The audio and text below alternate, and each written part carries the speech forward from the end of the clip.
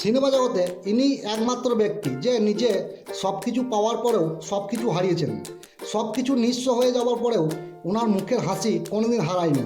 তাই তো আজ উনি আবার নতুন করে আমাদের মাঝে জায়গা করে নিয়েছেন। বিধাতা যেন এইটাই লিখেছিলেন হয়তো ওনার কপালে।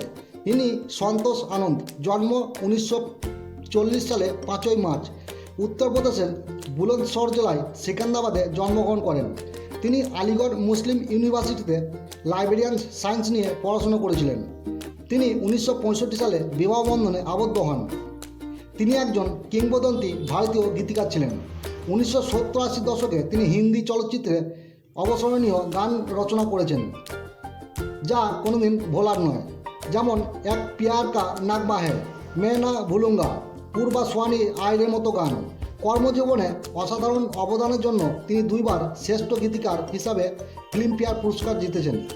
এর মধ্যে 1972 সালের শোর সিনেমার সেই আইকনিক গান এক প্যার কা নাগমা হ্যায় আজও মানুষের মুখে লেগে আছে। তিনি বিবাহের পর বহুদিন কোনো সন্তান না হওয়ায় বহু মানত করে একটি পুত্র সন্তান লাভ করেছিলেন। নাম দেন সংকল্প। সংকল্প আনন্দ ভারত সরকারের গৃহ মন্ত্রণালয়ে চাকরি করতেন। 2014 সালে স্ত্রী সন্তানকে নিয়ে চলন্ত ট্রেনের সামনে ঝাঁপ দেন।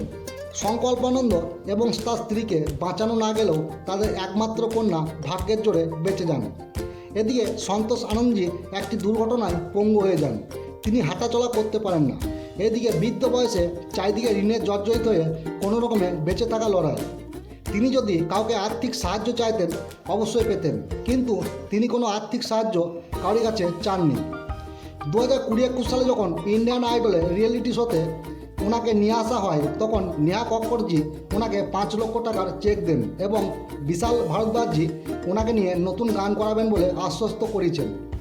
অনেকদিন পর ওনাকে এই অবস্থাতে দেখে কেউ চোখের জল ধরে রাখতে পারেননি। সত্যি তাই, এটি খুব একটি দুঃখজনক ব্যাপার।